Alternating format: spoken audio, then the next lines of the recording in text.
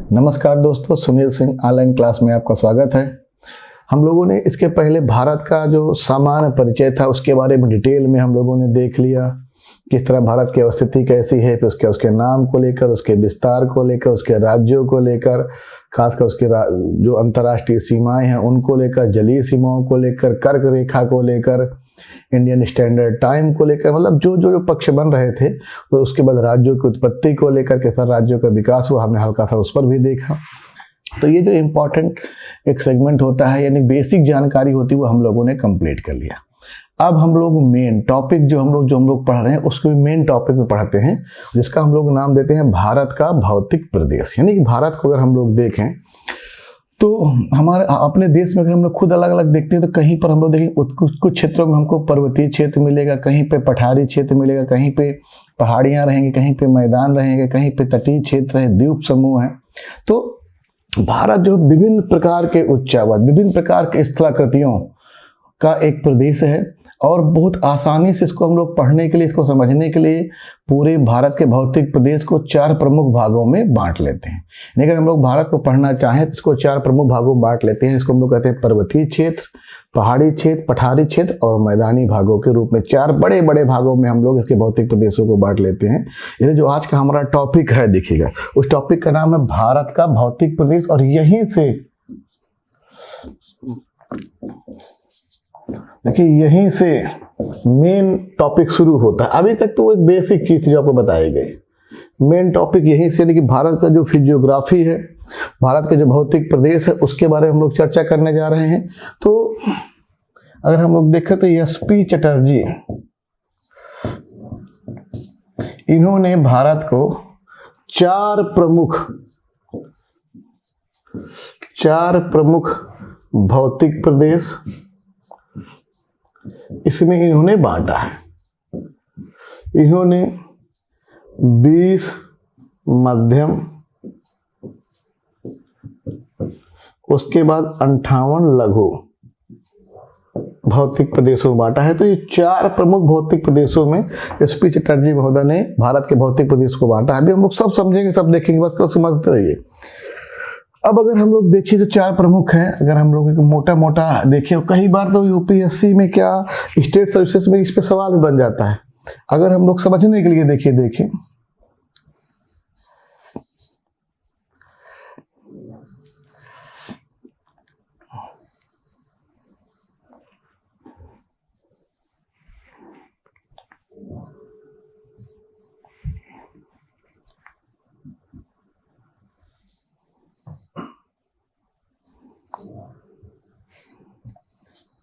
ये देखो, हम लोग भारत को समझने के लिए 4 प्रमुख भौतिक प्रदेश पे बांटते हैं। इसीलिए जो हम लोग देख रहे हैं, फिर देखिए, ये पर्वतीय क्षेत्र है, ये पहाड़ी क्षेत्र है, ये पठारी क्षेत्र है, पठार, और ये देखिए मैदानी भाग, मैदान।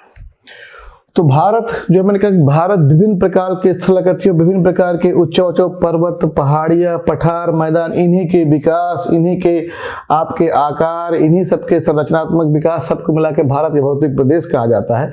तो भारत को हम लोग 4 प्रमुख भौतिक प्रदेशों बांटते हैं: पर्वतीय क्षेत्र, पहाड़ी क्षेत्र, अभी सब मैं मोटा मोटा बता रहा हूँ अभी आपको, पठारी क्षेत्र और मैदानी भाग। अब हम लोग देखिए, कई मैंने कहा क्यों मैं बता रहा हूँ, इस पर भी एक बार सवाल बना हुआ। ये भारत में टोटल लगभग 10.6% पर भूमि पर, ये 18.5% पर, ये 27% और ये 43.2। तो एक बार सवाल आया है, क्या आया है कि भारत में जो विभिन्न स्थलाकृतियां पाई जाती हैं, उसमें खासकर पर्वत, पहाड़ी, पठार और मैदान, इनको क्षेत्रफल के हिसाब से है, देखिएगा, तो क्षेत्रफल के हिसाब से इनको घटते हुए क्रम में या बढ़ते हुए क्रम बताइए तो आप समझ सकते हैं। तो ये तो हमने एक आकार समझने के लिए, पहले पर्वत, फिर उससे कम ऊंचा पहाड़ी, फिर पठार और फिर मैदान। ये तो हुआ एक बेसिक। इसको कभी हमारा एग्जाम इसको फिट करना हो तो इसका आंसर उल्टा हो जाएगा। सबसे ज्यादा भारत में मैदान पाए जाते हैं, फिर पठार पाए जाते हैं, फिर पहाड़ियां पाई जाती हैं और फिर पर्वतीय क्षेत्र पाए जाते हैं। तो भारत में सबसे अधिक मात्रा में मैदानी भाग है, फिर पठार है, फिर पहाड़ियाँ हैं और फिर पर्वतीय क्षेत्र है।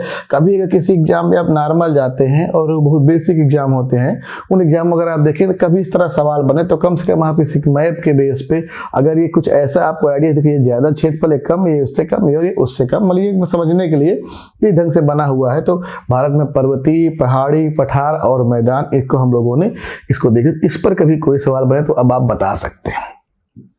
अब देखिए, इसी को अगर हम लोग समझें इंडिया के मैप में, इसको देखें जिसको हम लोग देखें 4 प्रमुख भौतिक प्रदेश।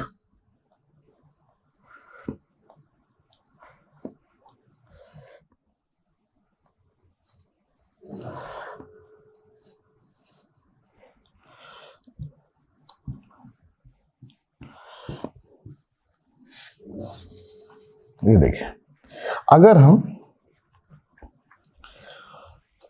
पूरे भारत को 4 बड़े बड़े भौतिक प्रदेशों में बांटें तो देखिए, ये जो हिस्सा आप देख रहे हैं, ये पूरा हिस्सा जो आप देख रहे हैं, ये अभी सब ये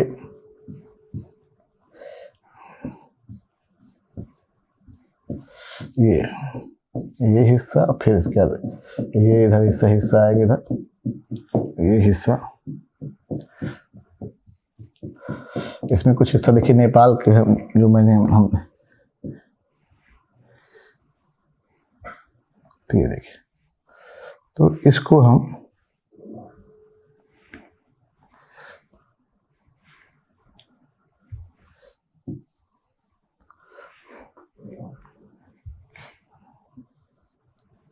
ये देखिए, ये इसे हम कहेंगे उत्तर का पर्वतीय क्षेत्र। अभी हम लोग सब एक एक पहले केवल नाम सुनिए बस, उत्तर का पर्वतीय क्षेत्र। यहाँ पर मुख्यतः भी हम लोग पढ़ेंगे हिमालय को, जो उत्तर भारत में पश्चिम से पूरब लगभग फैला हुआ देखिए क्षेत्र है, इसको हम लोग उत्तर का पर्वतीय क्षेत्र के नाम से जानेंगे। उसी तरह देखिएगा भाई, ये जो एरिया है,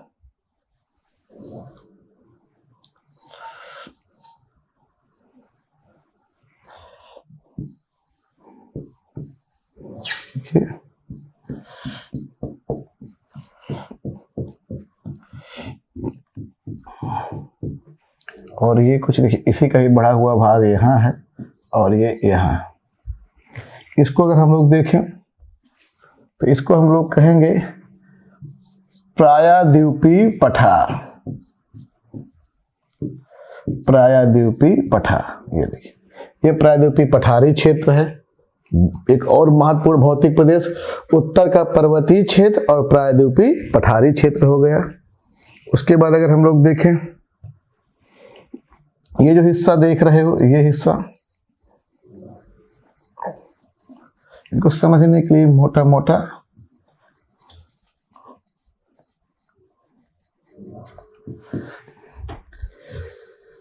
इनका नाम हो जाएगा उत्तर के मैदानी भाग। उत्तर के मैदानी भाग, क्योंकि दक्षिण में मैदानी भाग, उनको हम लोग तटीय क्षेत्र के नाम से अलग देख लेते हैं, ठीक। उसके बाद अगर हम लोग देखें और देखिए इसको करें तो ये जो देखते हैं हिस्सा है, ये हिस्सा,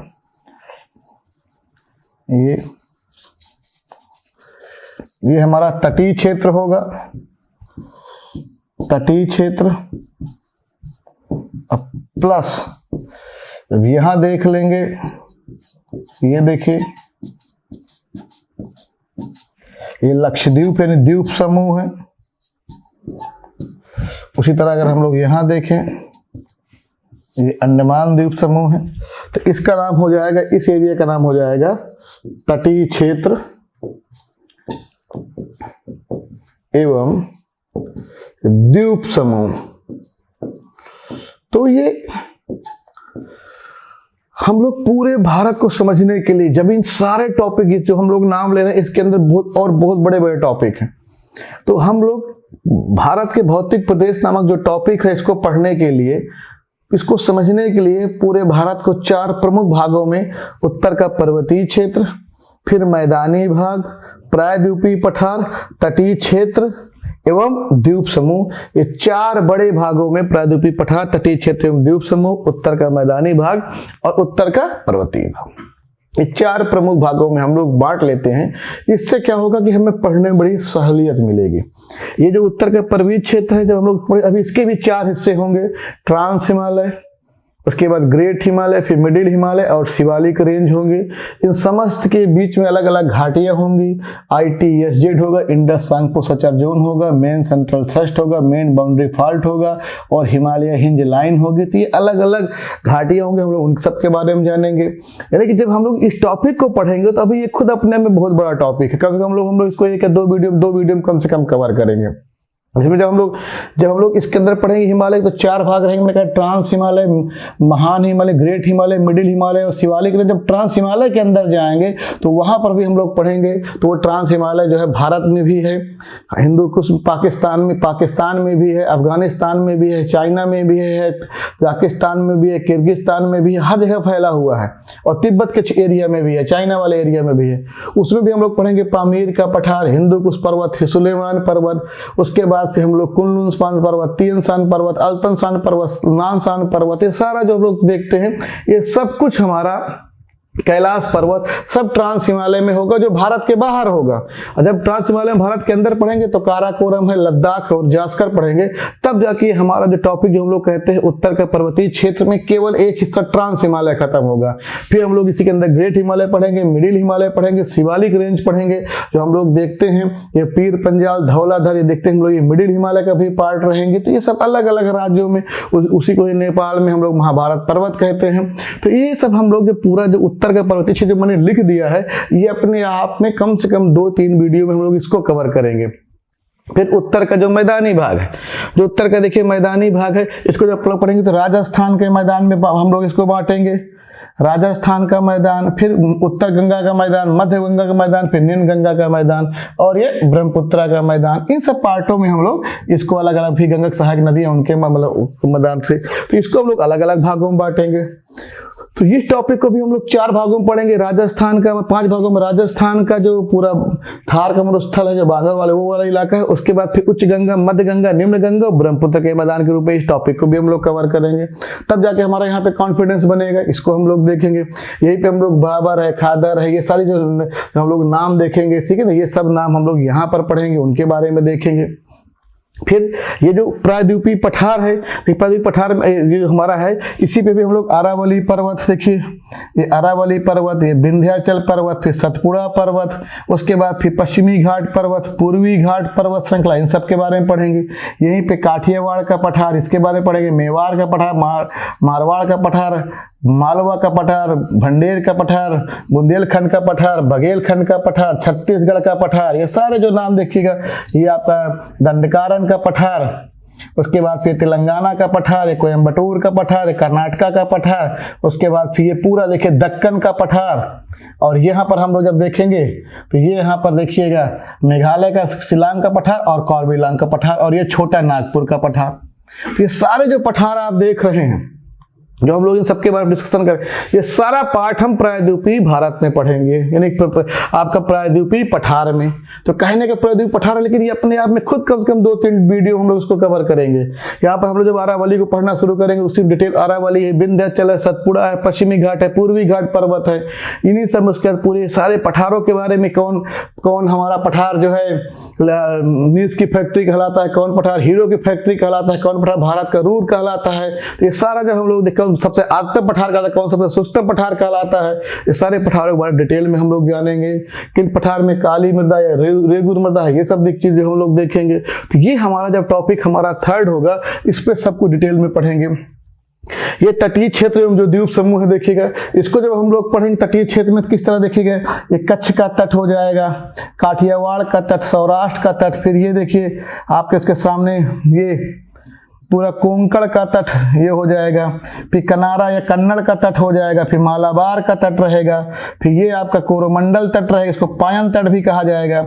उसके बाद इसी में अलग अलग देखिए नाम हो जाएंगे, काकीनाडा का, ये रायलसीमा का तट हो जाएगा, काकीनाडा का तट हो जाएगा, दोनों मिला के उत्तरी सरकार तट हो जाएगा, ये उत्कल या उत्तरी तट हो रहेगा, और यहाँ पर डायमंड हार्बर तट। ये सारा जो तटीय क्षेत्र है इसको भी हम लोग देखेंगे। उसके बाद ये अंडमान निकोबार द्वीप समूह है, इनके बारे में, लक्षद्वीप के बारे में, प्लस जो बहुत सारे तटीय द्वीप हैं उन सब के बारे में पढ़ेंगे। तब जाके हमारा भारत का भौतिक प्रदेश टॉपिक कंप्लीट होगा। यानी कि हम लोग देखें तो अगले 7-8 वीडियो में जाने के बाद जब उस पर हम लोग डिटेल में पढ़ेंगे, 8-10 वीडियो जो भी संख्या बढ़े, उसके बाद फिर हम इसको कंप्लीट कर पाएंगे। तब जाके हमारा एक टॉपिक जिसको हम लोगों ने नाम लिखा भारत के भौतिक प्रदेश, तब ये कंप्लीट होगा। अच्छा, इसके बाद इसके कुछ सब टॉपिक भी हैं। जैसे हम लोग जब उत्तर का पर्वतीय क्षेत्र पढ़ेंगे तो यहाँ पर प्रमुख प्रमुख दर्रे हैं, उस पर हमको एक टॉपिक लेना पड़ेगा। यहाँ पर महत्वपूर्ण ग्लेशियर हैं, उन पर हमको टॉपिक लेना पड़ेगा। यहाँ पर बहुत महत्वपूर्ण घाटियाँ हैं, उन पर टॉपिक है। तो दर्रों पर, घाटियों पर, उसके अलावा आपका जो है ग्लेशियर पर, इन सब पर भी टॉपिक होंगे। तो ये जो टॉपिक तो हैं, इनके सब टॉपिक भी छोटे छोटे अंदर हैं, हम उन टॉपिक को भी देखेंगे। फिर हम लोग जब इस पूरे क्षेत्र को देख लेंगे, जब इसको पूरा कंप्लीट कर लेंगे, तब जाके भी हम लोग रिवर्स में आएंगे। जब रिवर पढ़ेंगे तो रिवर के साथ साथ हम लोग जलप्रपात, वाटरफॉल्स भी पढ़ लेंगे। उसके साथ हम लोग झीलें भी करेंगे। यानी कि हम लोग तब रिवर, वाटरफॉल्स और आपका लेक्स, ये भी कम से कम 4-5 वीडियो हम लोग इसको कवर करेंगे, तब जाके हमारा कंप्लीट होगा। इसके बाद हम लोग आगे चल के जब आगे बढ़ेंगे तो फिर उसके बाद हम लोग प्रोजेक्ट परियोजनाओं को पढ़ेंगे। हम लोग उसके बाद मानसून पढ़ेंगे, और मानसून के बाद फिर हम लोग उसके बाद मानसून पढ़ लेंगे। सारी दशाएं स्थितियों को समझ चुके हैं। मानसून को जब समझ लेंगे उसके बाद हम लोग यहाँ की मिट्टी पढ़ेंगे। फिर मिट्टी के बाद यहाँ पे हम लोग वनस्पतियाँ पढ़ेंगे। जब मिट्टी वनस्पतियाँ जान जाएंगे तो हम लोग उसके बाद इंडस्ट्री पढ़ेंगे, इंडस्ट्री को समझेंगे। यहाँ पे परिवहन व्यवस्था को समझेंगे, यहाँ पर उद्योग धंधों, उस पूरे टॉपिक को करेंगे। अंत में उसके जनजातियों को पढ़ लेंगे, तब जाके हमारा टॉपिक जाके पूरा इंडियन ज्योग्राफी कंप्लीट होगा। तो मेरा कहने का मतलब ये है कि हमने अभी तक जो वीडियो देखे पढ़े, वो सारा कुछ जो तो भारत का एक समझ पाए कि नॉर्मल था, वो टॉपिक से हट के था, नॉर्मल कि भारत के बारे में हम जान रहे हैं। यहाँ से मेन भूगोल का जो खासकर इंडियन ज्योग्राफी का हिस्सा है वो भारत के भौतिक प्रदेश से स्टार्ट होता है। और उसमें भी हम लोग अगर देखें तो भारत के भौतिक प्रदेश को समझने के लिए, पूरे भारत के जो भूआकृतिक दशाएं हैं इनको समझने के लिए इसको 4 प्रमुख भागों में बांटते हैं। उत्तर का पर्वतीय क्षेत्र, उत्तर का मैदानी भाग, प्रायद्वीपीय पठार, तटीय क्षेत्र एवं द्वीप। तो हमारा पहला टॉपिक है उत्तर का पर्वतीय क्षेत्र। आइए हम लोग पहले उसको स्टार्ट करके उसको समझने का प्रयास करते हैं, तब हम लोग आगे बढ़ते हैं। तो मैंने एक बेसिक आपको बताया। अब उत्तर का पर्वतीय क्षेत्र, उत्तर भारत, उत्तर इसलिए कि उत्तर भारत का विंध्याचल पर्वत के ऊपर उत्तर भारत, नीचे दक्षिण भारत कहलाता है। तो उत्तर का पर्वतीय क्षेत्र, इसको भी अगर हम लोग समझें तो इसके 4 प्रमुख भाग हैं। एक तो इसको हम लोग कहेंगे ट्रांस हिमालय, यानी कि हिमालय के, यानी ग्रेट हिमालय के उस पार ट्रांस हिमालय, फिर महान हिमालय,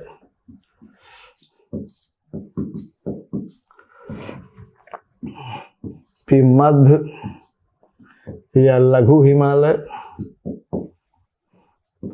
फिर शिवालिक पहाड़ियां। ये देखिए बड़ा इसके भी 4 पार्ट हैं। उत्तर के पर्वतीय क्षेत्र को पढ़ने के लिए हमारे पास 4 बड़े बड़े भाग हैं। Trans Himalaya, Great Himalaya, Middle Himalaya और शिवालिक हिमालय। इसको अब अगर हम लोग थोड़ा सा और बेहतर समझने का प्रयास करें तो देखिए,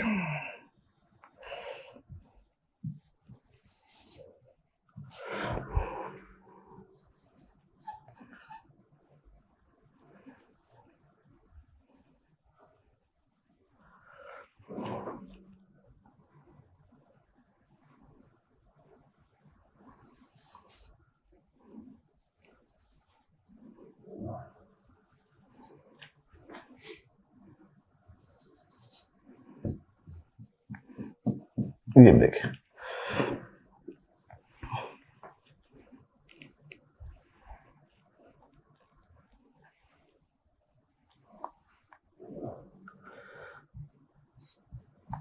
पहले समझिए बात को, बस कुछ नाम जानने हैं पहले समझिए। ITSZ, इसके इधर जो प्लेट है उसको यूरेशियन प्लेट कहते हैं। जब आप लोग वर्ल्ड ज्योग्राफी में पढ़ेंगे प्लेट टेक्टोनिक थ्योरी है, बहुत इंपॉर्टेंट है, उसी से पर्वतों की उत्पत्ति के बारे में डिटेल जानकारी है। तो प्लेट टेक्टोनिक खासकर जो और बहुत सारी संरचनाएं हैं, तो आपका यूरेशियन प्लेट और एक ये देखिएगा भारतीय प्लेट। बस केवल अभी केवल इतना जानिए नाम, बाकी सब कुछ डिटेल में वहाँ कितनी प्लेटें हैं, कैसे क्या है, प्लेटों का मूवमेंट कैसे होता है, उनसे क्या होता है, क्या निर्माण होता है, सब कुछ हम लोग वहाँ डिटेल में देखेंगे। तो ये यूरेशियन प्लेट और ये भारतीय प्लेट के दो प्लेटें, यूरेशियन प्लेट और भारतीय प्लेट। इन दोनों के बीच में ITSZ, आई से मतलब होता है इंडस यानी कि सिंधु नदी जिस घाटी से बहती है, टी मतलब सांगपो, इसको हम लोग ब्रह्मपुत्र कहते हैं, सचर जोन,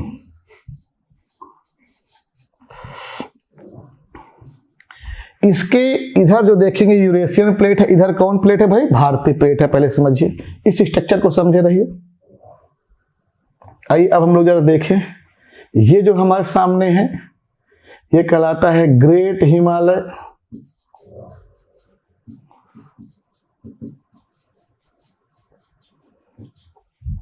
ये मिडिल हिमालय, ये आपका शिवालिक रेंज, और ये देखिए मैदानी भाग। ये जो हम देख रहे हैं, देखिए हमने कहा उत्तर के पर्वतीय क्षेत्र में ग्रेट हिमालय, मिडिल हिमालय, शिवालिक के सब तो देखिएगा भाई भारतीय प्लेट पर स्थित हैं। उसके बाद फिर मैदानी भाग में है। उसके बाद हम लोग देख रहे हैं, देखिए ये एक छोटा सा हिस्सा देखिएगा, और ये यूरेशियन प्लेट है। देखिएगा इसमें अगर हम लोग नाम समझे क्या है, ये पामीर का पठार है। उसके बाद समझने के लिए काराकोरम, हम लोग भारत ये, और ये लद्दाख, और दोनों के बीच में नदी बहती है सिंधु नदी। और ये देखो जो है, देख रहे हैं जास्कर, ये वाला, ये इसका नाम है जास्कर। ये देखो, अब ये जो पामीर का पठार है, ये देखिएगा पामीर का पठार जिसको हम लोग कहते हैं, इसको पामीर नाट कहते हैं, पामीर की गांठ कहते हैं, भी हम लोग पढ़ेंगे डिटेल में। और इसी में अगर हम लोग देखेंगे तो हिंदू कुश पर्वत, सुलेमान किरथर पर्वत, और इसी में तियन शान पर्वत, और इसी में कुल्लुन शान, नान अल्तन शान, और इसके बाद ये इसी में ही ये आपके सामने है काराकोरम।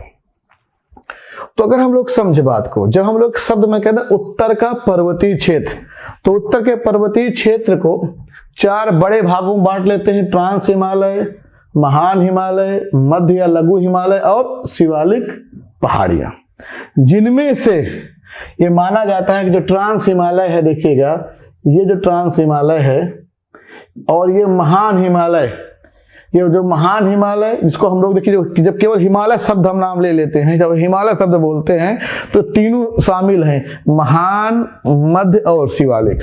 अगर हम लोग केवल महान हिमालय बोलते हैं तो यानी ग्रेट हिमालय की चर्चा हो रही है, जिस पर हम लोग एवरेस्ट और सारी चोटियां इस वाले में स्थित है, ऊपर वाले में। तो जो ये जो ITSZ है, देखिएगा अगर हम लोग इसको इंडिया मैप में देखें,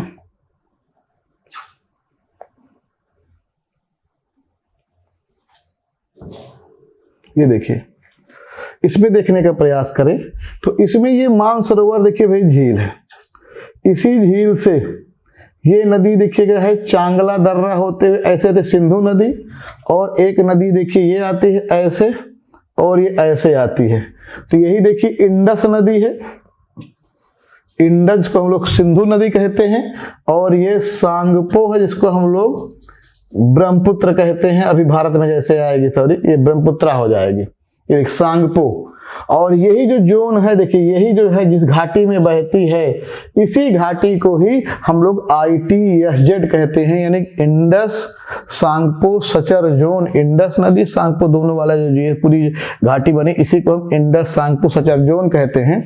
अब अगर हम लोग समझे इस मैप में, यहाँ देखिए, इसका मतलब इसके उत्तर, अगर लोग इसके उत्तर देखें, देखिए ये भाई अगर हम लोग इसके उत्तर प्रयास करें समझने का और देखने का, तो ये लद्दाख है, और ये देखिए काराकोरम है, ये समझिए बात को, ये पामीर का पठार है, यहीं से हिंदू कुश पर्वत गया है, ये सुलेमान गया है, ये किरथर गया हुआ है, ये तियनसान गया हुआ है, ये कुनलुनसान देखे गया हुआ है, ये अल्तनसान गया हुआ है और ये नानसान गया हुआ है।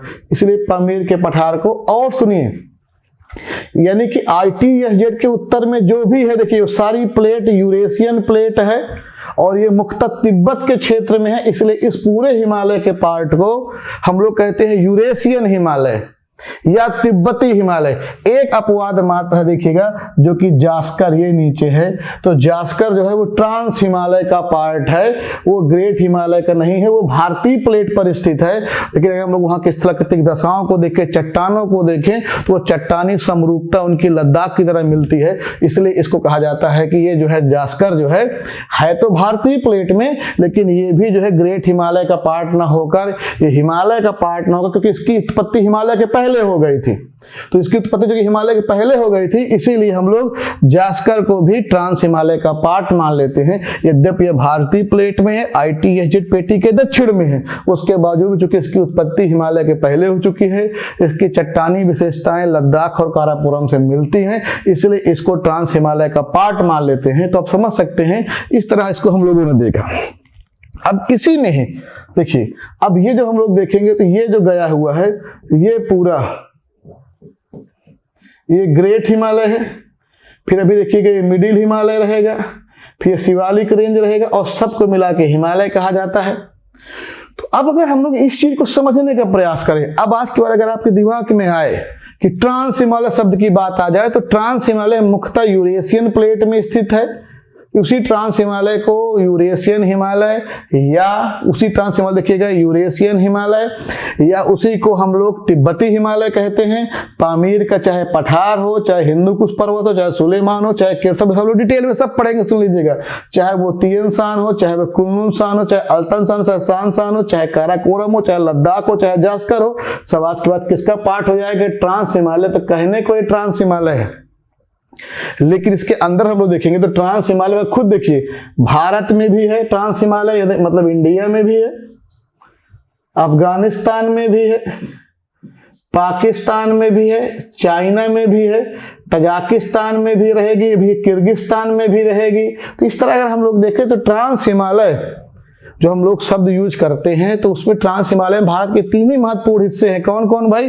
काराकोरम, लद्दाख और ये नीचे वाला जास्कर। अच्छा, इसी काराकोरम का, इसी लद्दाख का बढ़ा हुआ हिस्सा देखिएगा भाई, ये जो है, ये है, इसे कहते हैं कैलाश पर्वत, और इसके दक्षिण में एक झील, इसे कहते हैं मानसरोवर झील। यहीं से नदियां निकली हैं, चाहे सिंधु हो, चाहे सांगपो, चाहे वो सतलज भी रहेगी, वो सब मानसरोवर झील से निकली हैं। तो इसीलिए कहते हैं कि लद्दाख का बढ़ा हुआ हिस्सा कौन है भाई? तो कैलाश पर्वत, जो कि तिब्बती क्षेत्र में है। तो कैलाश भी कोई पूछे आज बात किसका पार्ट होगा? तो ट्रांस हिमालय का होगा। तो कोई ट्रांस हिमालय शब्द अगर आपके दिमाग में डाले आज के बाद, तो ट्रांस हिमालय में इंडस सांगपो सचर जोन के उत्तर में जो भी है, जो कि यूरेशियन प्लेट में है, जास्कर को छोड़कर, जास्कर को भी इंक्लूड करना है, वो सारा कुछ ट्रांस हिमालय, यानी हिमालय के उस पार, यानी ग्रेट हिमालय के उस पार की तरफ मोटा मोटा अगर देखा जाए तो ये है ग्रेट हिमालय। देखिए, ये है ग्रेट हिमालय, ये है ग्रेट हिमालय, ये है हिमालय के उस पार जो भी है सब वो ट्रांस हिमालय है। चाहे वो जास्कर हो, चाहे वो लद्दाख हो, चाहे काराकोरम हो, चाहे वो जो है देख लीजिए मानसरोवर झील हो, चाहे कैलाश पर्वत हो, चाहे तिब्बत का पठार हो, चाहे पामीर का पठार हो, चाहे सुलेमान हो, किरथर हो, हिंदुकुश हो, तियनसान हो, कुनलुनसान हो, जो भी अल्तनसान हो, सांसान हो, जो भी हम लोग देखे, चाहे वो तारिम्बेसी हो, टकला बंगाल मरुस्थल हो, चाहे जो भी रहेगा, वो सब क्या कहलाएगा? ट्रांस हिमालय का पार्ट कहलाएगा। तो अब आप सोचिए बात को, जब हम लोग इस टॉपिक को पढ़ने जा रहे हैं, तो इसलिए देखिए मैंने ऐसे बांटा था, ये किया था ऐसे, ये देखिए लद्दाख यूरेशियन प्लेट में है, देखिए हम लोगों ने देख लिया। काराकोरम यूरेशियन प्लेट में है, ये पामीर का पठार हो गया, सारा सब कुछ देखिए देख लिया। ये मैंने अपवाद रखा हुआ है, जास्कर इधर हो जाएगा।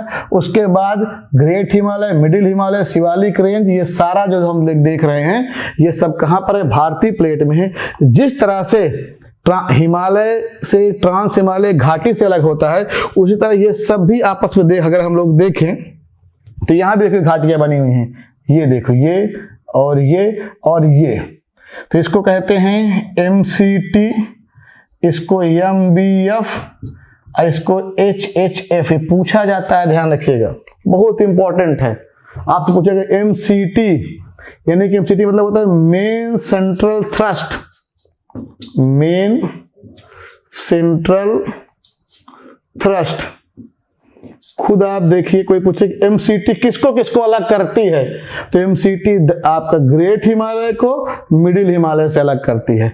MBF देखिए, main boundary fault, main boundary, जब हिमालय पढ़ेंगे इसको डिटेल में पढ़ेंगे, अभी केवल मैं तो परिचय करा रहा हूँ ये शब्दों का। जब हिमालय पढ़ेंगे, जब हिमालय पे स्पेशली आएंगे तो ये सब चीजें पढ़ेंगे, तो इसको डिटेल में हम लोग देखेंगे। मेन बाउंड्री फॉल्ट और HHF मतलब हिमालयन हिंज लाइन।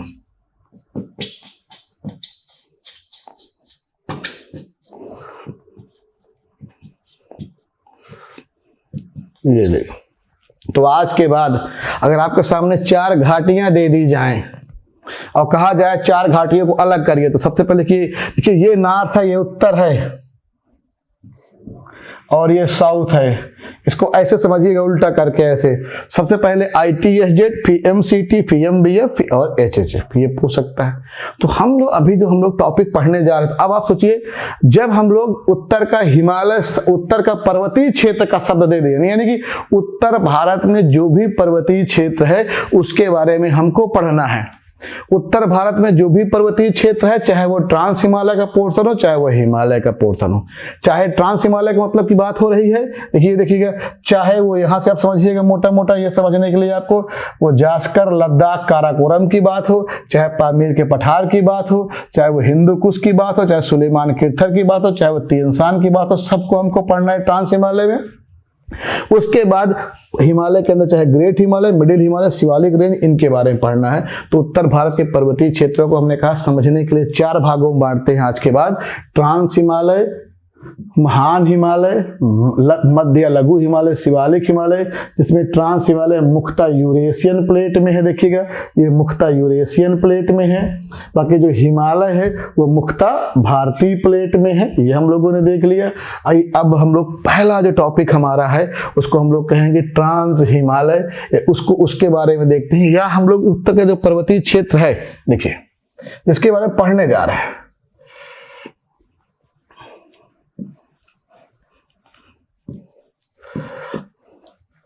तो जिसके बारे में पढ़ने जा रहे हैं उसी को ही थोड़ा सा, ये जो हमारा उत्तर का पर्वतीय क्षेत्र है, देखिएगा ये लगभग 2500 किलोमीटर लंबा,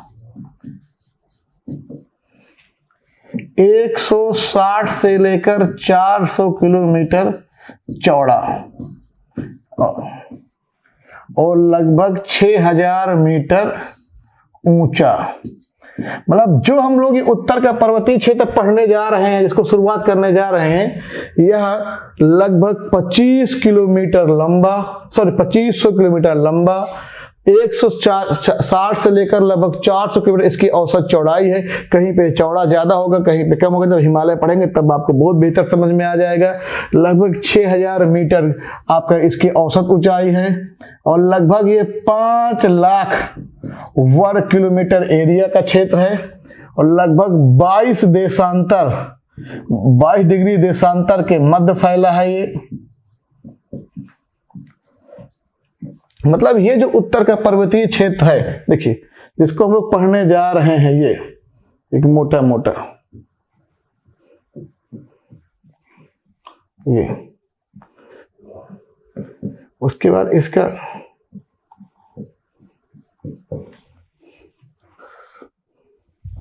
तो कहा जाता है कि 2 जगह पर इसमें अक्षीय, ये देखिए ये अक्ष संघी, यहां पे झुकाव है, ये देखिए 2 जगह पर।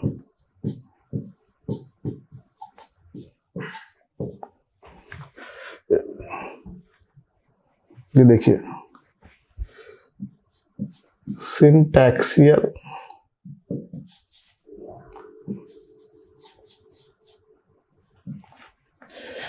ये जगह देखिए नामचा बारवा, जब आप पढ़ेंगे हिमालय, देखिए यहाँ से हिमालय का ये पूर्वोत्तर हिमालय के रूप में अराकानयोमा नीचे की तरफ चला जाएगा, पटकोई, नागा, बूम पहाड़ी, अराकानयोमा नीचे चला जाएगा। और यहाँ पर देखिएगा ये है नंगा पर्वत, तो हेयर पिन की तरह देखिएगा, हेयर पिन की तरह ये झुका हुआ है 2 अक्षों में। कारण क्या था, ये जो हमारा प्रायद्वीपीय पठार है इसका मूवमेंट ऐसे हुआ तो ये इसके 2 हिस्से, ये इधर झुक गया और ये इधर दबाव का, जैसे ये झुका तो ये ऊपर तो ये हिस्सा टूट गया, तो ये अलग ऐसे हो गया देखिएगा। तो ये 2 भागों में, एक नंगा पर्वत और एक आपका नामचा पर्वत, यहाँ पे 2 असंघी आपका इस पे मोड़ है, ये पता होना चाहिए। ये जो डिटेल हम देख रहे हैं इसी के बारे में बता रहे हैं कि ये लगभग 5 लाख, ये लगभग जो है 5 लाख वर्ग किलोमीटर एरिया में फैला है। ये लगभग 2500 किलोमीटर लंबा है।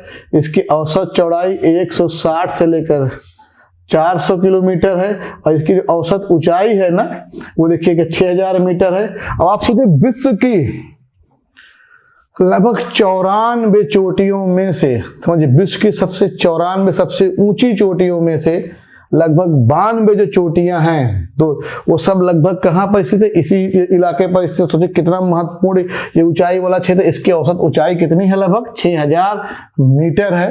तो ट्रांस हिमालय के बारे में हम लोग जानने जा रहे थे, उस पर एक बेसिक जानकारी ये है कि उत्तर का जो पर्वतीय क्षेत्र है ये लगभग 5 लाख वर्ग किलोमीटर क्षेत्रफल में फैला हुआ है। देशांतरी दृष्टि से देखा जाए तो लगभग ये 22 देशांतरों के बीच में फैला हुआ है।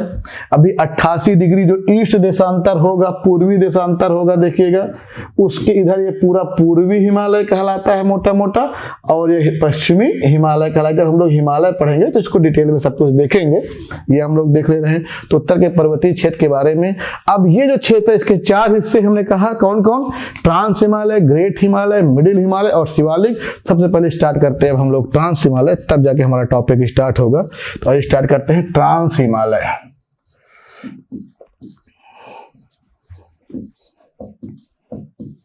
तो बहुत बेसिक ट्रांस हिमालय कहिएगा भाई, मुख्यतः देखिएगा मुख्यतः यूरेशियन प्लेट पर स्थित है। ये किस प्लेट पर स्थित है, यूरेशियन प्लेट पर है, यूरेशियन प्लेट में स्थित। इस सब मैप में आप देखिए वहां पर स्थित है, इसीलिए इसको यूरेशियन हिमालय भी कहते हैं। तो आज के बाद यूरेशियन हिमालय किसके लिए यूज होता है, वो ट्रांस हिमालय के लिए। और यूरेशियन में भी अधिकतर तिब्बत के क्षेत्र में है, ये कुनलुन शान, तानशान, ये सब कैलाश मां कुनलुन है, इसलिए इसको तिब्बती हिमालय भी कहा जाता है। तिब्बती हिमालय भी कहा जाए तो कोई दिक्कत नहीं। ट्रांस हिमालय का एक और उपनाम तिब्बती हिमालय है या यूरेशियन हिमालय है, पहले ये समझ लेना है। ये जो हमारा ट्रांस हिमालय है ये देखिएगा, ये जो है IT मुख्यतः ITSZ के उत्तर में, अभी ITSZ क्या है मैं बता चुका हूं कि उत्तर में स्थित है, उनके उत्तर में स्थित है। और अगर हम लोग इसमें देखें, ये जो ट्रांस हिमालय है ये देखिए कि भाई इसका पार्ट भारत में भी है, ये पाकिस्तान में भी है, ये अफगानिस्तान में भी है, ये चीन में, तजाकिस्तान में, और उसके बाद ये जो आपका किर्गिस्तान में ट्रांस हिमालय देखिए फैला हुआ है। तो जब हम लोग ट्रांस हिमालय की बात करते हैं देखिएगा तो भारत में इसके 3 हिस्से हैं। कौन कौन, सबसे ऊपर काराकोरम, आज के बाद जो काराकोरम पर्वत श्रृंखला वो ट्रांस हिमालय का पार्ट है, और आकर कोई पूछे किसमें होगा तो यूरेशियन प्लेट में है। उसके बाद हम लोग कह सकते हैं कि लद्दाख एक क्रम से है, लद्दाख। उसके बाद फिर ये जास्कर, आपको पता है जास्कर के बारे में, ये भारतीय प्लेट पर है, यानी ITCZ के दक्षिण में। सब लोगों ने मैप में देखा था समझने के लिए। पाकिस्तान में देखिएगा भाई इसके 2 हिस्से हैं, एक तो सुलेमान पर्वत, दूसरा किरथर पर्वत। एक तो यही पता होना क्या क्या है देखिए। अफगानिस्तान में मुख्यतः हिंदू कुश पर्वत, चीन में देखें तो चीन में कुछ इसका पामीर के पठार का भी हिस्सा इसका है। इधर पामीर पठार तजाकिस्तान में ज्यादा है। तिब्बत का पठार पूरा इसमें है। मानसरोवर झील है।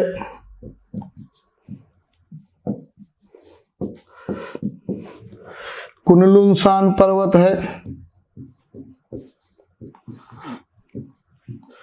अल्तनशान है। नानशान है। ये सारे पर्वत कहां पर है भाई? चीन में। तजाकिस्तान में वही मैंने कहा पामीर का पठार का कुछ हिस्सा यहां पर भी है। किर्गिस्तान में तियनशान का हिस्सा कुछ है, यहां भी है, प्लस आपका चीन के सिंजियांग में भी है, सिंजियांग प्रांत। तो कुल मिलाकर अगर हम लोग ट्रांस हिमालय की जब बात करने जा रहे हैं तो ट्रांस हिमालय में देख लीजिए हमारे सामने काराकोरम, लद्दाख, जास्कर, सुलेमान, किरथर, हिंदुकुश, सारा नाम अगर आ जाएगा सब इसका मतलब ट्रांस हिमालय आज के बाद भारत, पाकिस्तान, अफगानिस्तान, चीन, तजाकिस्तान, किर्गिस्तान और अन्य देशों में जो हिमालय फैला हुआ मतलब भाग है उत्तर का पर्वतीय क्षेत्र, उसी को हम लोग बेसिकली ट्रांस हिमालय कह देते हैं। यद्यपि हमको पढ़ना है मात्र तीन ही चीजें, काराकोरम, लद्दाख और जास्कर, पर ये हम जानना चाहिए कि ट्रांस हिमालय में ये भी आ जाता है। भारत में तीन ही पर्वत श्रृंखलाएं जो ट्रांस हिमालय का पार्ट मानी जाती हैं। कौन कौन? काराकोरम, लद्दाख, जास्कर और यहाँ पर देखिए भाई कैलाश पर्वत तो यहाँ है, मानसरोवर झील और कैलाश पर्वत। तो अब हम लोग ट्रांस हिमालय जो लोग पढ़ने जा रहे हैं इसमें एक एक उठाएंगे। सबसे पहले हम लोग उठाते हैं, देखिएगा भाई, पामीर के पठार को, इसलिए कि ये जो काराकोरम है ये भी पामीर के पठार से निकला है, ये सारी पर्वत श्रृंखलाएं पामीर के पठार से निकली हैं। तो अब हम लोग ट्रांस हिमालय स्टार्ट करने जा रहे हैं और ट्रांस हिमालय में एक एक टॉपिक को हम लोग कवर करने जा रहे हैं। सबसे पहले भाई देखिएगा पामीर का पठार। तो इसके बारे में देखिए, सबके बारे में कुछ छोटी छोटी जानकारी जो भी मिल जाए। देखो भाई पामीर के पठार को, ये पामीर का पठार समझ लीजिए। पामीर के पठार के बारे में कहा जाता है इसको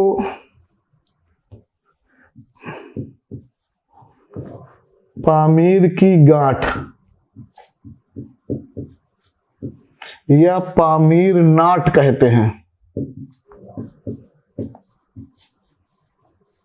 पामीर नाट, पामीर की गांठ, मतलब एक इसलिए कहते हैं जैसे ना कि रस्सी में को अगर आपने गांठ लगाई उससे कई सारी शाखाएं निकल गई तो कुछ ऐसी आकृति बनेगी। अगर हम लोग इसको देखें पामीर में तो ये इधर जो गया है ये हिंदुकुश है, ये हिंदुकुश, ये जो गया देखिएगा भाई ये सुलेमान, ये किरथर,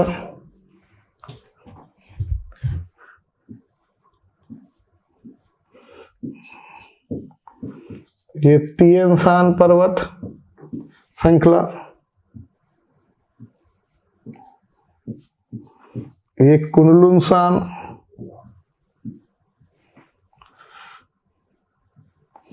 ये अल्तनशान,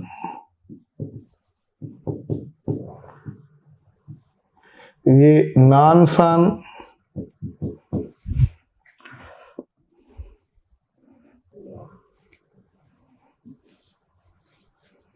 क्यों उसको कहा जाता है अभी तो, ये जो इधर आया है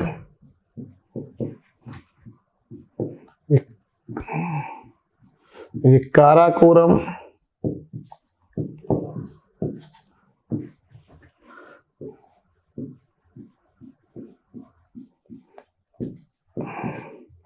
लद्दाख, जास्कर, इसके आगे तिब्बत में कैलाश,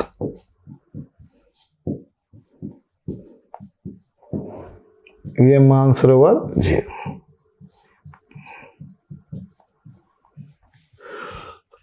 तो आज के बाद इसको पामीर की गांठ कहा जाता है।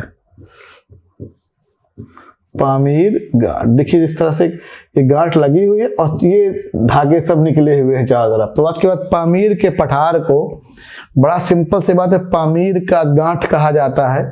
तो आज के बाद पामीर के पठार को पामीर का गांठ क्यों कहा जाता है? तो आप कह सकते हैं गांठ मतलब आप जैसे एक तरह से विभिन्न प्रकार की रस्सियां बाहर निकली गई, वैसे इसको हम लोग कहते हैं। अब ये जो हिंदू कुश है देखिएगा, ये अफगानिस्तान में है, ये सुलेमान ये पाकिस्तान में भी है, कुछ हिस्सा अफगानिस्तान में भी से आता है, ये मुक्ता पाकिस्तान में है, किरथर भी मुक्ता पाकिस्तान में अगर एक चुनना है। ये तीन स्थान देखिएगा, ये किर्गिस्तान में,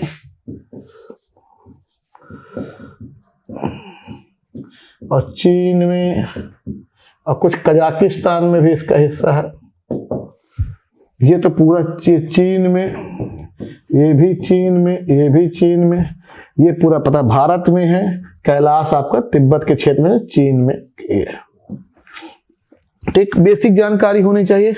अब जरा देखिएगा भाई पामीर के पठार के बारे में हम लोग अगर देखें तो पामीर के पठार को देखिए भाई, इसे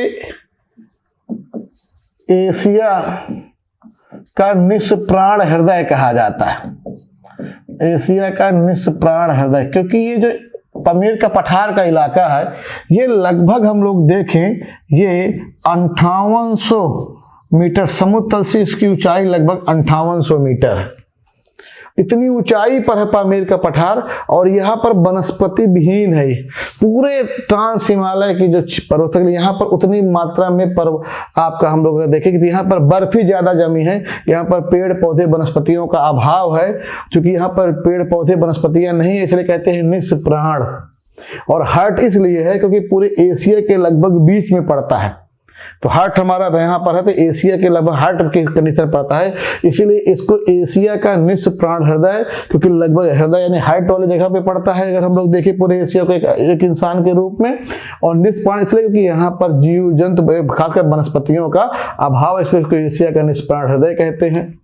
देखिए भाई, इसी को प्याजी पर्वत भी कहते हैं। यहाँ पर एक जंगली प्याज विशेष तरह की मिलती है, इसलिए इसको जो है प्याजी पर्वत कहते हैं। इसे विश्व की छत भी कहते हैं। अत्यधिक ऊंचाई पर स्थित है, इसलिए इसको विश्व की छत के नाम से जानते हैं। तो आज के बाद प्याजी पर्वत किसे कहा जाता है? पामीर के पठार को। विश्व की छत किसे कहते हैं? पामीर के पठार को। एशिया का निष्प्राण हृदय किसे कहते हैं? पामीर के पठार को। पामीर नाट के नाम से किसे जाना जाता है? पामीर के पठार को। क्यों? हमने उसको देख लिया। इन सब के अलावा भाई देख लीजिएगा भाई, इसी को चीन में हम लोग देखें तो चीन इसको कोंगलिंग, चीन अपने भाषा में इसको और तिब्बती दोनों को कोंगलिंग कहता है, कोंगलिंग। और पामीर का जो शाब्दिक अर्थ होता है पर्वतों के बीच स्थित, देखिएगा इसका शाब्दिक अर्थ होता है, देखिए आपको देखिए पर्वतों के बीच है ना, तो पर्वतों के बीच स्थित पठार या घाटी। तो पामीर का शाब्दिक अर्थ होता है कि पर्वतों के बीच, चारों तरफ पर्वत है, उनके बीच स्थित पठारी या घाटी, उसको पामीर कहते हैं। ये हो जाएगा। इसको उन्हें कोंगलिंग कहा जाता है। अब हम लोग देखें तो विश्व की सबसे ऊंचाई पर स्थित झील है वो टिसो सिकुरू झील, इसी पामीर के पठार में है। तो विश्व की सबसे ऊंची झील, विश्व की सबसे ऊंचाई पर स्थित झील में स्थित झील, उसका नाम है टिसो सिकुरू झील, टिसो सिकुरू। तो वो कहां पर है? इसी पामीर के पठार में। विश्व की सबसे ऊंची जो झील है वो इसी पामीर के पठार में है। उसी तरह विश्व का सबसे ऊंचाई पर स्थित ग्लेशियर, उसको फ्रैंक, और विश्व का सबसे बड़ा भी ग्लेशियर भी है फ्रैंक डेंको ग्लेशियर, फ्रैंक डेंको ग्लेशियर, ग्लेशियर। ये जो है फ्रैंक डेंको ग्लेशियर जो है विश्व का सबसे ऊंचा, विश्व का सबसे ऊंचा एवं बड़ा ग्लेशियर।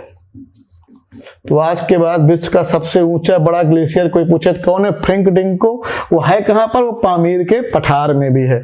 तो पामीर के पठार के बारे में अगर आप बताने के लिए आ जाए तो बहुत कुछ बता सकते हैं। इसकी सबसे ऊंची चोटी का नाम है इस्माइल समानी, जो कि तजाकिस्तान में है। इसकी जो ऊंची चोटी है, देखिए सबसे ऊंची चोटी है ये इस्माइल सामनी, ये तजाकिस्तान में है।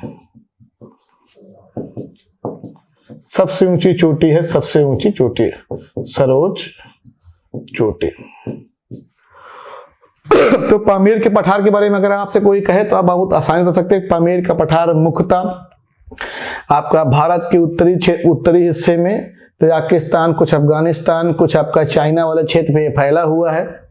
इसको पामीर का गांठ कहते हैं, ये बता दिया। इसको विश्व की छत, एशिया का निष्प्राण हृदय, इसको जो है त्याजी पर्वत, कोंगलिंग पर्वत, विश्व की सबसे ऊंचाई झील, सबसे बड़ा ग्लेशियर कहाँ पर है, यहाँ पर है। इसकी सबसे ऊंची चोटी क्या नाम है, इस्माइल सामनी, जो तजाकिस्तान में है, 7700 के आसपास। वो सब बहुत ज्यादा जानने की जरूरत नहीं है, वो हम लोगों ने इसको ही। बाकी सबसे ऊंचाई पर झील 18,284 वर्ग फुट ऊंचाई पर है, लेकिन वो सब आपको ऊंचाई पर है, वो आपको नहीं जानना है, सब मैंने वैसे बता दिया आपको, ये हो जाएगा। तो हमारा जो पामीर का पठार था हमने उसके बारे में देखा, यानी कि ट्रांस हिमालय का जो हमारा पहला पोर्शन था वो पामीर का पठार था। उसके बाद देखते हैं छोटी छोटी बस लाइनें हैं।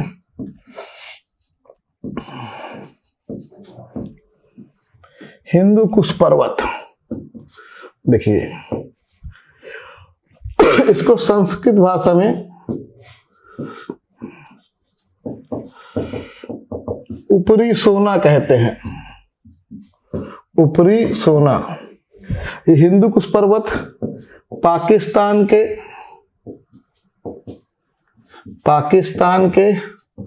उत्तरी भाग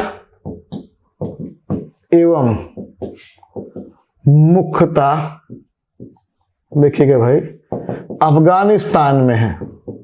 हिंदू कुश पर्वत अफगानिस्तान में स्थित है। कभी अगर एक चीज पूछे तो आपके अफगानिस्तान रहेगा।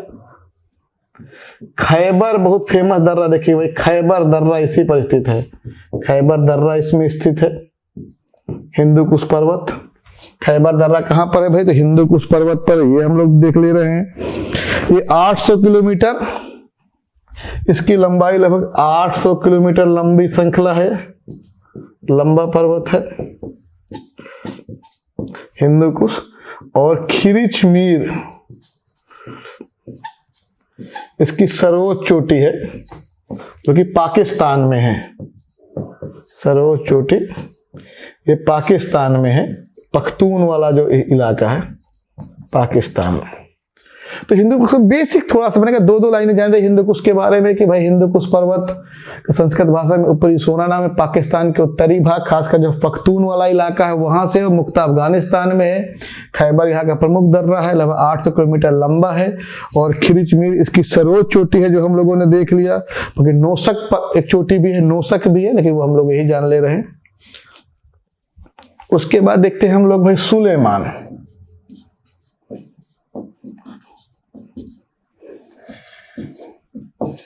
ये भाई देखिएगा सुलेमान कुछ अफगानिस्तान में, खासकर दक्षिण पूर्वी अफगानिस्तान प्लस मुख्यतः पाकिस्तान में, मुख्यतः पाकिस्तान में स्थित है। ये सुलेमान पर्वत देखिए भाई ईरान के पठार को भारतीय उपमहाद्वीप से अलग करता है, भारतीय उपमहाद्वीप से।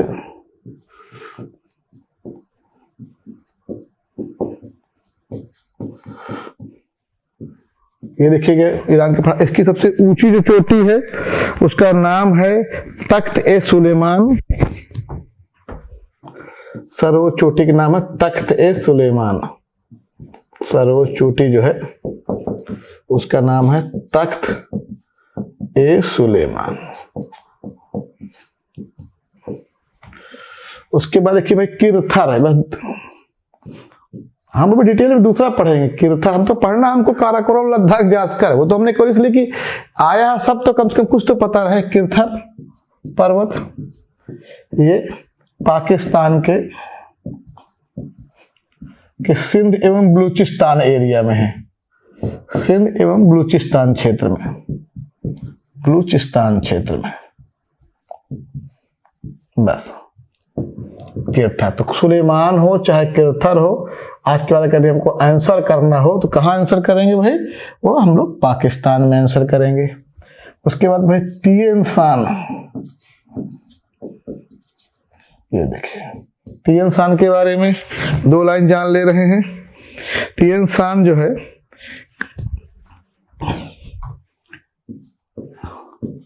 टकला मकान एक मरुस्थल है। जब आप देखेंगे मैप, जब वर्ड पढ़ेंगे तब समझ में आए, बस कभी जान रहे।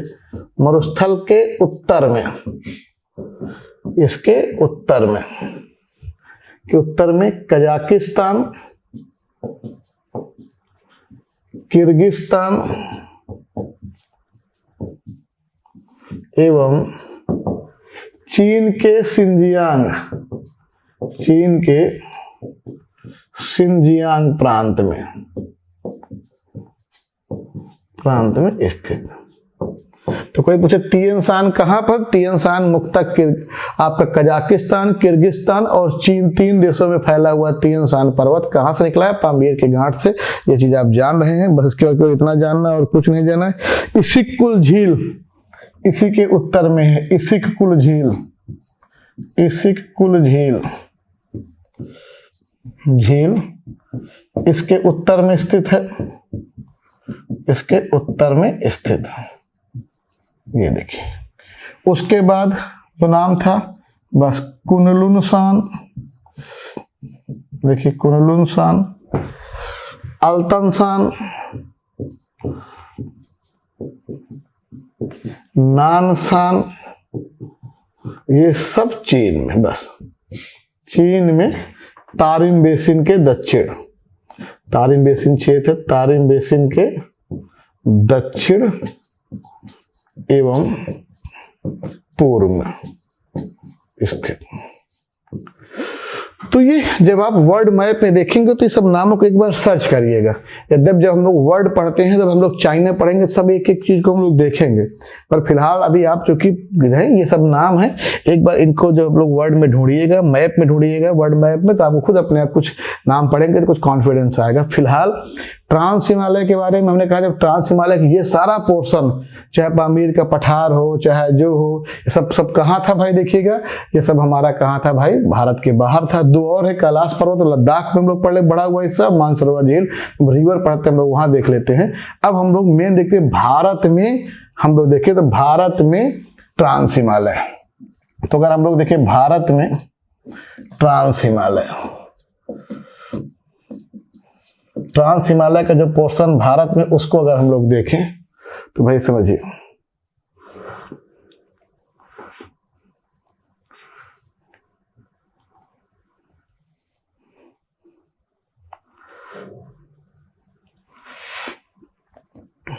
ये देखिए, ये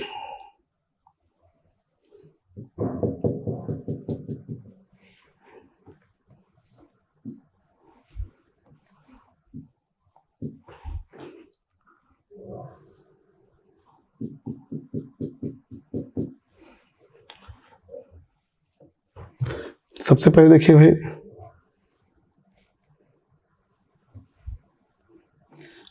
ये मानसरोवर झील है, यहाँ से भी एक नदी निकलती है और वो नदी ये देखिए ऐसे जा रही, यही नदी है सिंधु नदी, इसको हम लोग कहते हैं इंडस।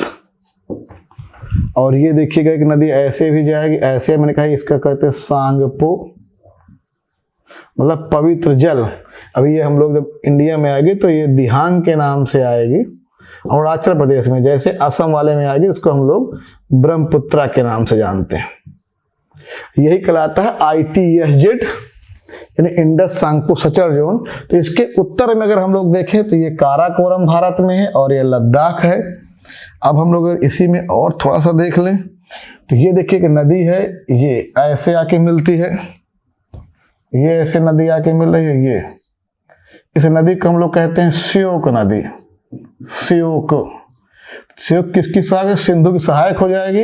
अभी इसी श्योक में एक नदी आके मिलती है नुब्रा, जिसको हम लोग कहेंगे नुब्रा, और यहाँ पर ये सियाचिन ग्लेशियर है। तो सियाचिन ग्लेशियर इसी नुब्रा घाटी के सहारे सियाचिन ग्लेशियर जाया जाता है। तो नुब्रा श्योक की सहायक हो जाएगी और श्योक किसकी हो जाएगी भाई, सिंधु की। आगे पूछे लद्दाख पर्वत कहाँ है, तो यही लद्दाख पर्वत श्योक और सिंधु के बीच स्थित है। उसके बाद हम लोग और देखिए एक नाम जो है उस पर, वो है देखिए ये फैला हुआ है, वो जम्मू कश्मीर और हिमाचल दोनों जगह पर है, खासकर लद्दाख और हिमाचल क्षेत्र में। इसका नाम है जास्कर। तो भारत में अगर हम लोग ट्रांस हिमालय देखें तो अब नाम में कोई किसी तरह से कोई कंफ्यूजन नहीं होना चाहिए। नाम में देखिएगा भाई, ये काराकोरम, ये काराकोरम, ये लद्दाख और ये जास्कर। तो भारत में ट्रांस हिमालय के 3 पोर्शन है, काराकोरम, लद्दाख और जास्कर, जिनमें से ये आपका काराकोरम लद्दाख, इधर मैंने कहा ITSZ के उधर जो भी है वो सब यूरेशियन प्लेट है। तो काराकोरम लद्दाख यूरेशियन प्लेट में है और जास्कर कहां पर है भाई, जास्कर हमारा भारतीय प्लेट में है। क्यों, क्योंकि हिमालय के पहले इसकी उत्पत्ति हो चुकी है, इसलिए इसको ट्रांस हिमालय का पार्ट माना जाता है, इसलिए यहाँ पे माना जाएगा, यद्यपि भारतीय प्लेट में है, मैंने आपको बताया पहले से है। तो ये काराकोरम, लद्दाख और जास्कर, इनके बारे में हम लोग देखने जा रहे हैं। आपको पता है कि जम्मू कश्मीर एक केंद्र शासित प्रदेश बन चुका है और ये पूरा लद्दाख का क्षेत्र कहलाएगा, वो वाला के केंद्र शासित प्रदेश है। तो काराकोरम हो चाहे लद्दाख हो, दोनों कहाँ पर है आप देख सकते हैं, लद्दाख वाले इलाके पर है। और ये खुद ये जो है, ये खुद लद्दाख और आपका हिमाचल प्रदेश में दोनों कौन है, जास्कर है। तो अब इसके बाद हम लोग, मैंने बताया भी था आपको, साथ इसको देख भी लीजिए। इसी जास्कर का बढ़ा हुआ हिस्सा ये देखो जो आया है, पूर्वी भाग है, यही कहलाता है कैलाश पर्वत। ये देखिए, पूछा जाए कहीं बता सकते किसका हिस्सा ये है। और ये जो झील है देखिएगा, ये झील, यही झील है मानसरोवर झील, मानसरोवर झील।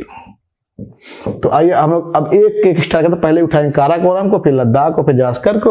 उसका जब लद्दाख पढ़ेंगे तो कैलाश मानसरोवर अपने आप पढ़ लेंगे, तो हमारा ये ट्रांस हिमालय का टॉपिक पूरा कंप्लीट हो जाएगा। फिर हम लोग अगले में आएंगे हिमालय में। तो स्टार्ट करते हैं हम लोग काराकोरम पर्वत श्रृंखला। मैप में आप देख लीजिएगा, अब हम लोग इसी के बारे में पढ़ने जा रहे हैं, इसको देखने जा रहे हैं भाई, ट्रांस हिमालय में खासकर काराकोरम को।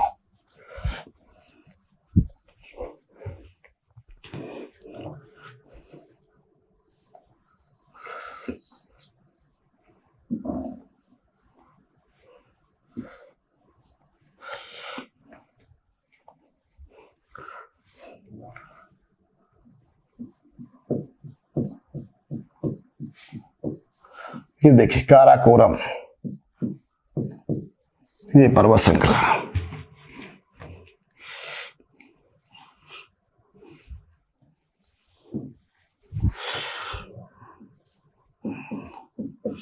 देखिए 2-3 बात एकदम जो आपको दिखनी चाहिए।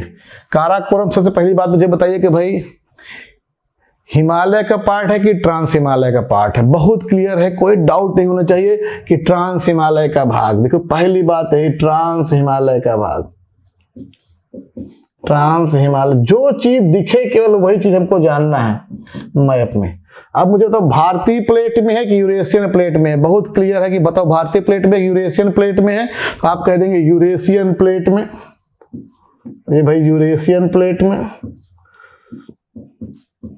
प्लेट की बात हो रही है भाई, भारतीय प्लेट में, यूरेशियन प्लेट में, यूरेशियन प्लेट में हो गई काराकोरम। अब ये जो काराकोरम है भाई देखिएगा, ये काराकोरम भारत में लद्दाख केंद्र शासित प्रदेश में है। पूरा जो क्षेत्र है वो लद्दाख केंद्र शासित प्रदेश में है, लद्दाख केंद्र शासित प्रदेश में स्थित है। आपको पता है कि ये मुख्यतः पीओके में है, भले हम लोग हैं लेकिन ये आपका पीओके में स्थित है। अगर हम लोग देखें तो ये पूरा क्षेत्र आपको पता है कि पूरा पीओके में स्थित है, पाक ऑक्युपाइड कश्मीर के रूप में जाना जाता है। यदि भारत तो हम लोग अपना हिस्सा कहते हैं, तो भारत में मुख्यतः केंद्र शासित प्रदेश लद्दाख का हिस्सा है, वरना पीओके में स्थित है भाई। अब काराकोरम देखिए, ये भारत सबसे उत्तरतम पर्वत श्रृंखला है, इसके उत्तर में अब कोई पर्वत श्रृंखला नहीं है। भारत सबसे उत्तरतम पर्वत श्रृंखला, तो वही लाइन हो जाएगी भारत की सबसे उत्तरतम पर्वत श्रृंखला, भारत की सबसे उत्तरतम, उत्तर में नॉर्थ में पर्वत श्रृंखला है भाई इसका नाम। ये देखिए सबसे उत्तर में यही पर्वत श्रृंखला है भाई, कौन आपकी काराकोरम। एक एक चीज हम देखो यहाँ पे देख रहे हैं। दूसरा मुझे बताइए काराकोरम, जो काराकोरम है इसका एक उपनाम है, इसके दो उपनाम है। देखिएगा भाई इसके उपनाम पे कभी सवाल बने तो वो क्या है, एक तो कृष्णगिरी, इसको कृष्णगिरी भी कहते हैं। कृष्ण मतलब काला, गिरी मतलब पत्थर, पहाड़ियां। तो जब इसमें से बर्फ पिघलती है तो इसके अंदर की चट्टानों से काला दिखते से इसको कृष्णगिरी के नाम से जानते हैं। तो कौन सी पर्वत श्रृंखला को कृष्णगिरी कहते हैं, तो काराकोरम को। और दूसरा इसे उच्च एशिया का मेरुदंड या रीढ़ कहा जाता है। तो इस तरह अगर देखें तो ये ऊंचाई पर स्थित है, मेरुदंड के रूप में, रीढ़ के रूप में, इसीलिए इसको उच्च एशिया का मेरुदंड या रीढ़ के नाम जाना जाता है। तो आज के बाद कोई पूछे एशिया का निष्प्राण हृदय तो पामीर का पठार था, लेकिन उच्च एशिया का मेरुदंड या उसकी रीढ़ किसे कहते हैं, तो काराकोरम कहते हैं। कृष्णगिरी किसका नाम है भाई, देखिएगा तो काराकोरम का नाम था, ये हम लोगों ने देख लिया। ठीक, अब इस काराकोरम के बारे में दो तीन बातें हम और आप देख ले रहे हैं। इस काराकोरम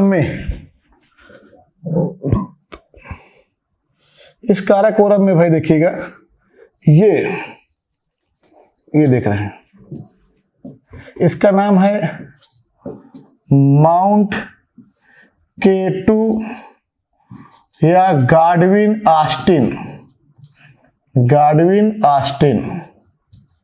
ये देखिए 8611 मीटर। ये जो माउंट K2 या गाडविन ऑस्टिन ये भारत की सबसे ऊंची चोटी है, क्योंकि जब आप लोग एवरेस्ट की बात करते हैं तो भारत में वो नहीं है, कंचनजंगा की बात करते हैं तो वो भारत में है। तो भारत की सबसे ऊंची चोटी, आज के बाद कभी कोई सवाल पूछे, भारत की सबसे ऊंची चोटी, सर्वोच्च चोटी, भारत की सर्वोच्च चोटी आज के बाद तो माउंट K2 या गाडविन ऑस्टिन, वो कहां पर है, काराकोरम में है। यद्यपि पीओके वाले क्षेत्र में है, तो इसके बाद भारत सबसे ऊंची चोटी के नाम माउंट K2 या गाडविन ऑस्टिन है, वो कहां पर, देखिए वो इसी काराकोरम पर्वत श्रृंखला पर है। तो ये हम लोगों ने देख लिया। इसके अलावा हम लोग अगर देखें तो यहां पर और भी चोटियां हैं, ये देखिए, इसके अलावा और भी चोटियां हैं। ये देखिए, इसको हम लोग कहते हैं ब्रॉड पीक।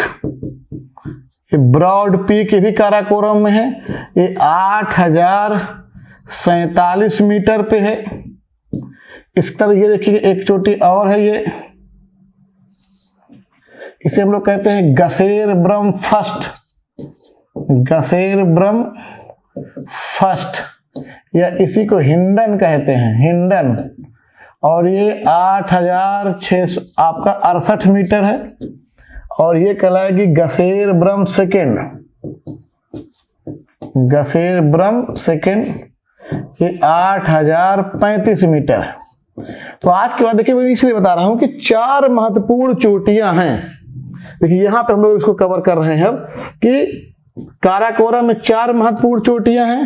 पहला K2 या गाडविन ऑस्टिन, मैंने बता दिए 8611 मीटर, सबसे ऊंची चोटी पूरे भारत की। उसके बाद और देखिएगा अगला जो नाम है वो है आपका गसेरब्रम फर्स्ट, ये 8068 मीटर है। इसी को हिंडन कहा जाता है, हिंडन। उसके बाद फिर ब्रॉड पीक, मैंने नाम लिया ब्रॉड पीक, 3 जाने रहिए, ये 8047 है ब्रॉड पीक। और एक और है आपका गसेरब्रम सेकेंड, ये 8035। तो ये सारा जो देखिएगा कहां पर है, इसी काराकोरम में है। तो काराकोरम में 4 महत्वपूर्ण चोटियां हमने उनके बारे में देख लिया, कम से कम एक आइडिया देखिए मिल गया। अब इसको देखिए हटा दे रहे हैं। उसी तरह जिस तरह ये चोटियां हैं, देखिएगा जिस तरह ये चोटियां हैं, जब हम लोग टॉपिक पढ़ते हैं, जितनी हमारी समझ होगी, जब हम लोग से दर्रा टॉपिक जानेंगे, तो दर्रा में देखेंगे तो यहीं पर हम लोग देखें तो ये कुछ दर्रे हैं जो काराकोरम पे ही स्थित हैं। तो ये मिंटिक,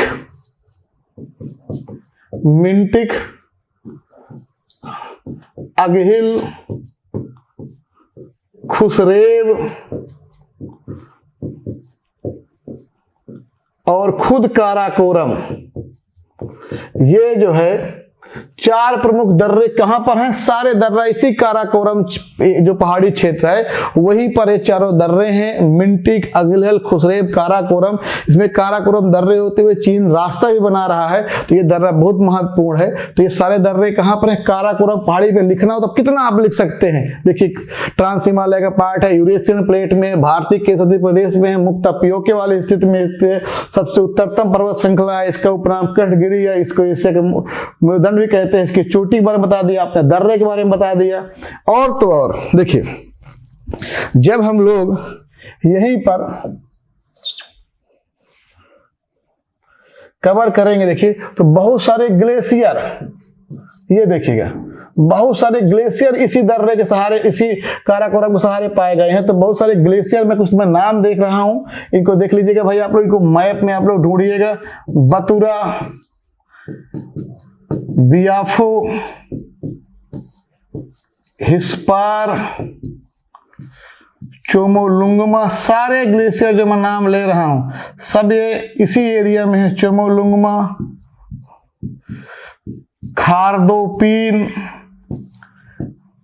पुनमाह, इसका मिरी या ससाइनी,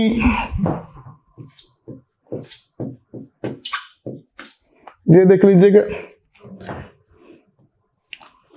दर्रों के नाम आप देख रहे हैं। सियाचिन, यद्यपि जाने रास्ता वहां से लेकिन है काराकोरम में। सियाचिन, बाल्टोरो, रेमो, एरिया लद्दाख है, लेकिन अगर हम लोग पहाड़ी एरिया देखें जो पर्वत श्रृंखला तो काराकोरम के सहारे है, तो ऐसे बहुत सारे, सल्टेरो, सारे देखे, बतुरा, बिहाफो, हिस्पार, चोमोलुंगमा, खारदोपिन, पुनमा, इसका मिरी, ससाइमी, सियाचिन, बाल्टोरो, रेमो, ये सारे जो देख रहे हैं ये सारे के सारे ग्लेशियर कहां पर हैं? इसी आपका काराकोरम पर्वत श्रृंखला पर हैं। तो काराकोरम के बारे में इतना आप जान गए कि अब काराकोरम पे कभी कुछ लिखने के लिए आ जाए तो आप बहुत आसानी से उसके बारे में डिटेल में लिख सकते हैं, बता सकते हैं, उनके बारे में हम लोग देख ले रहे हैं। तो ये देखिए इंपॉर्टेंट चीजें थी। अब हमारा इसी में अगला टॉपिक देखिए हमारा होगा लद्दाख। तो आपने पता है लद्दाख कहां था भाई? देखिएगा अगर हम लोग मैप में देखें तो ये बहुत क्लियर होना चाहिए, उससे कम से कम आप, ये काराकोरम था और ये लद्दाख था। और मैंने कहा था लद्दाख के बारे में, इधर से एक नदी आई थी, ये श्योक नदी, और इस दोनों के बीच में था लद्दाख। तो ये अब लद्दाख के बारे में स्टार्ट करते हैं, थोड़ा लद्दाख के बारे में देखते हैं उसमें क्या क्या सवाल बन सकता है। तो हेडिंग डालते हैं लद्दाख, बस छोटे छोटे टॉपिक है ये। तो पहला लाइन देखो, ट्रांस हिमालय का पार्ट, कोई डाउट नहीं, ट्रांस हिमालय का भाग, तो लद्दाख ट्रांस हिमालय का भाग है भाई। अगला सवाल खुद बताओ भाई, यूरेशियन प्लेट में, किस प्लेट में? तो खुद आपके सामने आना चाहिए, यूरेशियन प्लेट में स्थित, यूरेशियन प्लेट में स्थित है। अगला हमारे सामने क्या खुद आना चाहिए? देखिए भाई, ये श्योक और सिंधु के बीच स्थित है, तो श्योक एवं सिंधु नदी के मध्य स्थित है, नदी के मध्य। आप कोई पूछे श्योक के दक्षिण में, खुद देखिए मैप में, श्योक के दक्षिण में, सिंधु के उत्तर में, तो श्योक के भाई दक्षिण, बहुत छोटी छोटी बातें क्लियर होनी चाहिए, सिंधु के उत्तर में स्थित है, उत्तर में स्थित है भाई ये कौन? लद्दाख। इसकी सर्वोच्च चोटी देखिएगा भाई, इसकी सर्वोच्च चोटी का नाम है राकापोसी, राकापोसी इसकी सर्वोच्च चोटी है। और ये सबसे खड़ी ढाल की चोटी है भाई, सबसे खड़ी ढाल इसी के हैं, सबसे खड़ी ढाल वाली चोटी, ढाल वाली चोटी। जिस तरह उसकी सर्वोच्च चोटी का नाम था माउंट केटू या गाडविन ऑस्टिन, इसकी सर्वोच्च चोटी का नाम है भाई राका पोर्सी, जो सबसे खड़ी ढाल वाली है। ये हम लोग देख ले रहे हैं। लद्दाख में अगर हम लोग देखें स्थान है लेह, ये सबसे सुस्तम स्थान है। लेह में आपको पता है सबसे सुस्तम स्थान माना जाता है लेह, सुस्तम स्थान। यहाँ पर वर्षा 10 सेंटीमीटर से भी कम होती है। तो भारत का सबसे सुस्तम स्थान कौन हो जाएगा? लेह। और सबसे सुस्तम पठार भी लेह कहलाता है भाई, पठारी इलाका है ये। सबसे ठंडा स्थान इसी जगह पर है, सबसे ठंडा लेह में। भारत का सबसे ठंडा स्थान द्रास, देखिएगा भाई, इसी लेह में है द्रास। इसीलिए लद्दाख को शीत मरुस्थल भी कहा जाता है। लद्दाख क्षेत्र को शीत मरुस्थल, यहां पर बहुत ठंडी पड़ती है, शीत मरुस्थल के नाम से लद्दाख को हम लोग जानते हैं। इन सब के अलावा देखिएगा भाई, चारडिंगला, जाराला, खारडुंगला प्रमुख दर्रे यहां पर हैं। लेह की लद्दाख के क्षेत्र में स्थित प्रमुख दर्रे स्थित है भाई, देखिएगा ये सब प्रमुख दर्रे जो हम लोग देख रहे हैं लेह के क्षेत्र में है। खारडुंगला, चारडिंगला, आपका जाराला, ये सारे कहां पर है? लेह वाला इलाका है, वहां पर है लद्दाख वाला इलाका है। इन सब के अलावा क्योंकि यहाँ पर कुछ मैदान है, कुछ मैदानी भाग भी बीच बीच में है। इनको अगर हम लोग देखें, शोडा का मैदान, देपसांग का मैदान, देवसाई का मैदान, ये सब लेह में लद्दाख वाले इलाके में। रूपसू का मैदान, इनको अगर हम लोग जब देखें अगर मैप में,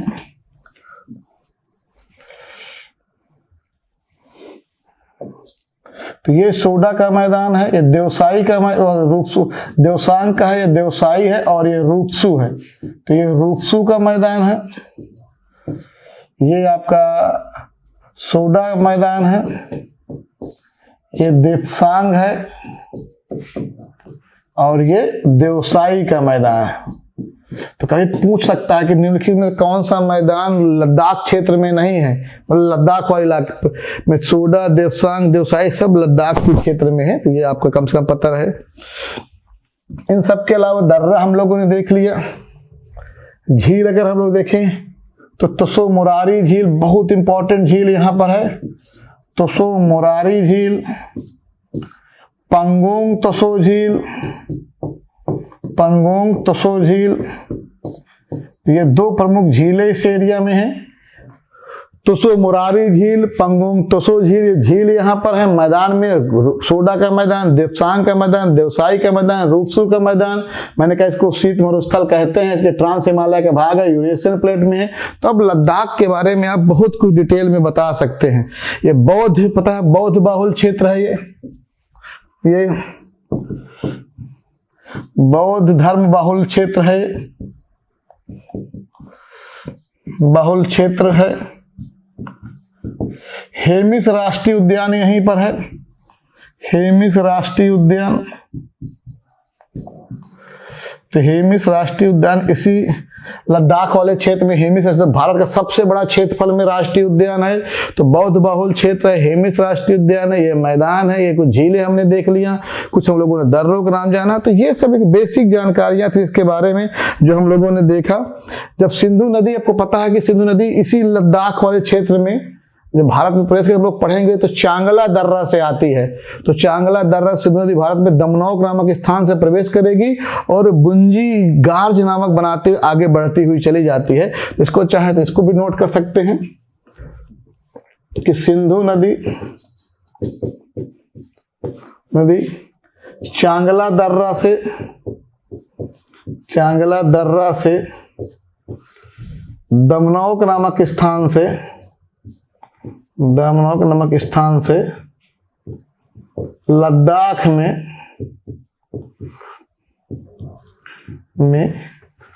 गुंजी गार्ज के सहारे बहती है, वही बनाते सहारे बहती है। तो ये कम से कम एक आइडिया रहे आपको।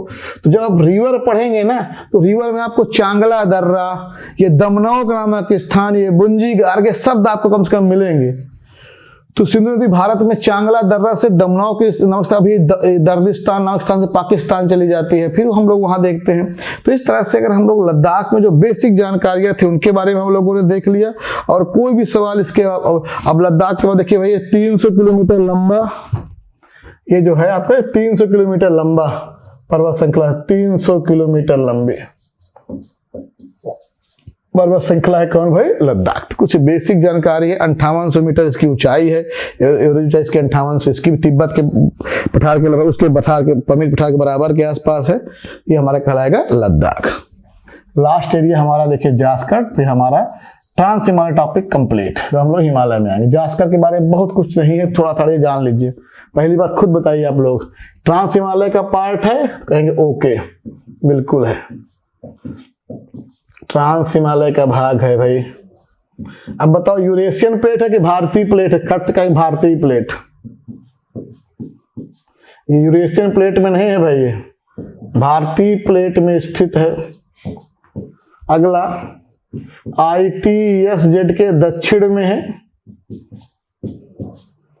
दक्षिण में स्थित है जास्कर के बारे में। इसके अलावा ये लद्दाख एवं हिमाचल प्रदेश दोनों में है। जास्कर हिमाचल प्रदेश में भी है। कैसे समझेंगे?